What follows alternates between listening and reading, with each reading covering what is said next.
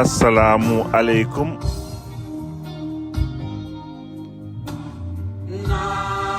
Mbokk yeeg xarit yi maa ngi leen di nuyu tey ci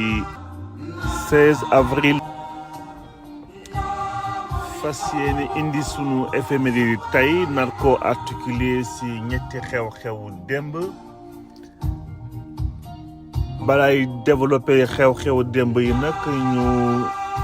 ñëw ci 16 avril bi ci boppam au niveau international ba national sunu réew. parce que tey la journée mondiale contre l'esclavage des enfants. journée mondiale bi nag balaa ñu koy établir en 95 am na ay yu fi xewoon amoon na fi ay rakkam parce que parallèlement mettoon nañ fi en place journée mondiale de lutte contre l'abolition de l'esclavage le 2 décembre. parallèlement contre li nga xam ni moo xew surtout France mooy commémoration abolition esclavage en France métropolitaine bu 10 mai.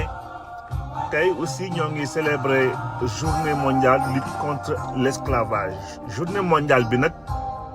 donc comme ni nga ko waxee léegi ñoo ngi ko institué depuis 95 ginnaaw benn xale bi nga xam ni bi moom la ñu boomoon foofu ci Pakistan. xale boobu donc ci ginnaaw dañ ko jaayoon bien entendu dañ ko jaayoon donc xale boobu am ci fukki at ak ñaar doon Iqbal Masih foofu ci Pakistan moo doon ñëw di kaas di saytu di ñaxtu liggéey bi nga xam ne doon na ko liggéey ak esclavage bi nga xam ne bi doon na ko dund foofu ci dëkkam ginnaaw moom dañ ko jaayoon pour mën a fay ay bor donc mu waroon na liggéey ba bor bi jeex loolu nag mu xawoon na indigné opinion internationale ba foofu à partir de ce moment la ñu commencé woon décider 16 avril nekk journée mondiale lutte contre esclavage des enfants. li tax loolu aussi boo xoolee loolu tamit liggéeyum xale yi ci wala esclavage des enfants surtout particulièrement mi ngi toll ci 10% potentiel liggéeykat yi ci àddina bi. loolu lépp aussi boo ko gisee donc mi ngi ñu ko xayma ci xaalis lu toll ci 13 milliards d'euros ci PIB bu àddina bi yëpp. donc li tax mbir yi gën a takkar naa si nag c'est surtout par rapport ak guerre commerciale yi nekk ci marque yu rëy ak industrie lu mel ni ay industrie textile par exemple nga xam ne am na ay dëkk yëpp ci Asie finalement dañu soxla ay main d'œuvre yi nga xam ne souvent duñu hésiter pour liggéeyloo xale yi souvent liggéeyloo leen ci force ci ay conditions yu metti li ci bëri donc bu ñu amee ay problème rek jël xale bi jaay wante encore une fois lii c'est plus une hypocrisie sociétale encore une fois parce que ñaawteef yu mel nii dafa am fekk na déjà nit ñi ci seen bopp am lu ñu mel loo xam ni bon boo xam ni bi yemul dong ci esclavage des enfants. donc ñu intéressé wu aussi ci sunu kaawu réew particulièrement bu fekkee loolu moo xew foofu Pakistan. donc ñu doon dénoncer forcément forme esclavage yooyu yëpp interpeller gouvernement yi ak institution internationale ak entreprise yi ci cause bi soutenir ONG yi ak association yi liggéey ci protection de l'enfance informer aussi public yi nga xam ne war nañ mën a susciter engagement global pour que mbir mi dakk ci àddina bi. sunu réew ki leen concerné ñoo ngi ci ràññee bu baax nag lépp luy taalibe d'ailleurs comme par hasard tey àllarba la ñëpp balaay taalibe yi nga xam ne sax limite seen liggéey la au quotidien ñëpp ñu doon jàngi alxuraan àllarba doon nga dem laaj yi sa àllarba ñu jox la ko te am na ñu ci bëri aussi àllarba sëriñ bi la parce que moom mooy collecter récupérer receler àllarba boobu xale yi dem di wëri en général. donc mu nekk benn phénomène de société mendicité bi nga xam ne bii souvent li ci coow li mooy li ñuy sàcc ndawu xale bi parce que moment bi nga xam ne bii xale bi mi ngi liggéey donc amul temps pour lépp li nga xam ne mooy apprentissage ak éducation bi ñu ko waroon a jox souvent dafa koy xaw a raté wante bu mbir mi mënee am na aussi irresponsabilité étatique parce que bu fekkoon programme de formation bi amoon njàngum alxuraan intégré woon nañ ko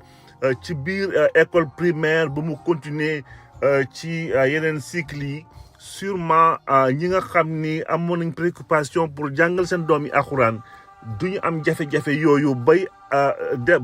dem di école coranique yi format bi nga xam ne bi moom lañ ko xamee depuis boobu ba léegi bien entendu ay initiative privée tey am nañu ay écoles yi nga xam ni ñoom ñoo jël cause bi en charge di jàngal xale yi ba ñi nga xam ni daawoon nañu am soxla yooyu yëpp finalement dañu mën a rabaat ci école yooyu pour mën a protéger aussi xale yi donc tey 16 avril journée mondiale de lutte contre l'esclavage des enfants. Sunu premier éphéméride tey daf ñuy yóbbu ci ambiance su festival mondial des arts nègres en 66 donc Sa Majesté Haïlé Sélassié tey li ñëwoon sunu réew tey en 2002 El Hadj Diouf tey la amoon deuxième ballon d'or am tey dañ ñëw aussi rendre ko fi hommage malgré tout ci lépp li nga xam ne liggéey na ko pour moom ak liggéey na ko ci football international ak sigil bi nga xam ne bi aussi sigil na ko Sénégal mu am mérite bu rëy quel que soit nag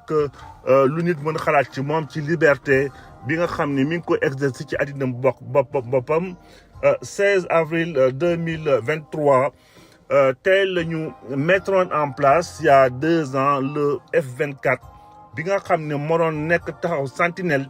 pour xeex lépp luy troisième mandat bi nga xam ne bi Macky Sall doon na ko commencé di ko daas. donc 16 avril 1966 duñ ci yàgg donc tey la pour visite tout lu toll ci ñeenti fan Haïlé Sélassié tey la ñëwoon suñu réew nekkoon premier d'Éthiopie Sa Majesté Haïlé Sélassié donc festival mondial bi moo ko fi indi woon bi nga xam ne bi commencé woon nañ ko depuis le 1er avril ba 24 avril 1966 donc Haïlé Sélassié nekkoon prince héritier dynastie Salomonide donc ñu couronné woon ko en 1930 xëy na loolu donc lañ ciy wax tey ci même période boobu nag la demoon aussi Haïti amoon fi benn accueil bu triomphal parce que ñëpp xam nañu diggante Haïlé Sélassié ak Haïti ak lépp luy Rastafari aussi quelque part ba lépp hommage bi nga xam ne bi sargal ak yëkkati bi nga xam ne bi lii di Bob Marley aussi amoon na fu mu ko teg. ñu dellu si waat ci sunu ballon d'or bi di El Hadj Ousseynou Diouf officiellement désigné ballon d'or africain ci nga xam ne nag ki moo ko gagné woon ci jamono boobu di doon jàkkaar lool kii di Samuel Eto'o ak Ghanéen bi di John Kiffour donc remporté aussi triomphe ci année précédente bi donc ñu amoon aussi tuuti curiosité pour rendre hommage kii di El Hadj Diouf xool parcours am li mu réalisé parce que aussi tolloon na fi ay jamono Sénégal yaakaaram yëpp ci El Hadj Ousseynou Diouf la ko tegoon donc El Hadj Diouf donc juddu en 81 foofu ci Dakar footballeur international mu amoon ay jaar-jaar yu bëri nag déjà dès 98 foofu ci Sochaux diggante 98 donc ba 2002 mi ngi nekkoon France ba jeexale RC Lens. À partir de 2002 ba quasiment 2011 mi ngi nekkoon Angleterre ci commencé ko Liverpool ak ay yeneen i club foofu ci Angleterre ba 2014 aussi mi ngi woon lu mel ni Leeds United ak Doncaster en 2012 Leeds en 2014 à partir diggante 2014 ak 2015. le dellu États-Unis ci Saba FA nekk fa aussi lu toll ni ci juróom fukk ak juróom-ñeenti weer au niveau palmarès nag ci club lu mel ni El Hadj Diouf gagné woon na Ligue des clubs en 2003 avec Liverpool vice-champion de France Ligue 1 en 2002 ak finaliste coupe Intertoto en 99 ak le Stade Rennais coupe de la Ligue écossaise en 2011 vainqueur champion d'Écosse en 2011 ak Rangers FC au niveau national ci sunu réew quart de finaliste en 2002 match bi nga xam ne bii ñoom ak Turquie finalement moo leen mujjee woon a gagné ci prolongation 1-0 finaliste CAN 2002 finalement bi nga xam ne bii ñoom Eto'o ñoo ko mujjee woon gagné ak ñoom Cameroun quart de finaliste donc 2004 match bi nga xam ne bii Sénégal dañ ko mujjee woon perdre devant Tunisie. Demi-finaliste CAN 2006 Lions de Sénégal jeexale quatrième à l'épreuve premier tour aussi CAN 2008 ñu éliminé en phase de groupe donc daanaka lii moo nekkoon jaar-jaaru El Hadj Diouf nekkoon un parcours assez riche tolloon na fi ay jamono Sénégal encore une fois yaakaaram yëpp ci moom la nekkoon ak toute la génération 2002. di jeexalee tey sunu éphéméride ci F24 F24 donc tey la ñëwoon ak encore une fois benn genre suppu kànja boo nga xam ne bii ñoo ngi ko doon yekkal sénégalais yi heureusement que day amoon na suppu kànja boobu parce que bokkoon na ci lu bëri li contribuer ci voilà ci raison bi nga xam ne bi kii di Macky Sall mujj woon na ko am ba mujj def demi tour def marche arrière ci 3 juillet 2023 pour que mu déclarer officiellement que mënatul woon nekk du na nekk candidat ci troisième mandat bon bu ñu waxee suppu kànja ci coalition bi nga xam ne bi mettoon nañ ko en place mouvement F24 bi c'est surtout ñi nga xam ni daje woon nañu foofu te amul woon lenn lu leen boole bu fekkee seen discours nekkoon na discours bu dëggu mooy uniquement lutter contre troisième mandat bu Macky Sall mais regard bi ñu am F24 bi ni mu dajee ak ni mu éclaté par la suite souvent dañuy intéressé wu pour xool coalition yi suñu réew nan lañ koy tëggee ak aussi askanu Sénégal ban place la am ci coalition yi ñuy mettre en place lu ci bëre parce que liñ ci remarqué gisuñu ci benn yoon rek boo xam ne bi askanu Sénégal dina ci gis ay njëriñam benn coalition donc moo mujj woon nekk coalition bi gënoon yàgg ci coalition yi ci histoire coalition sunu réew mooy coalition Benno Bokk Yaakaar bi nga xam ne bi de 2012 à 2024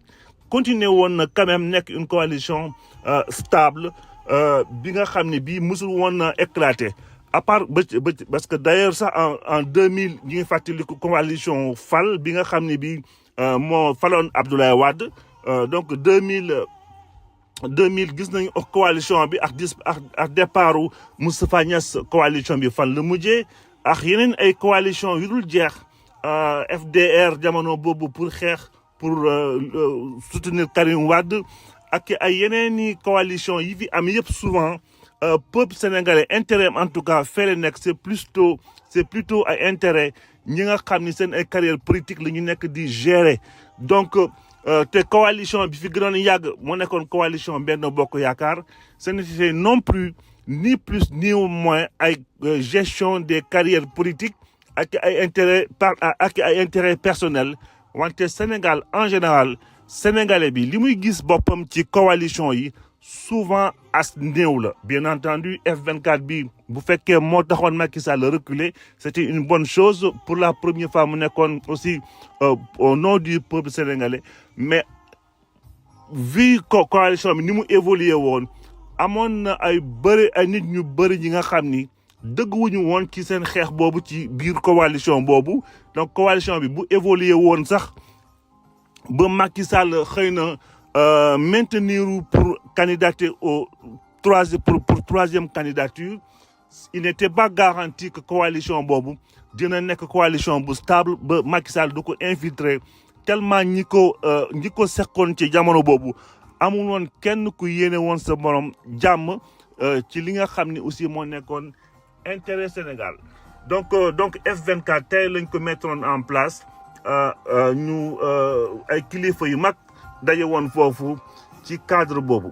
nan ko jeexalee tey sunu éphéméride ba ëllëg dikkaat fii gale waxtaan bi bonne journée à tout le monde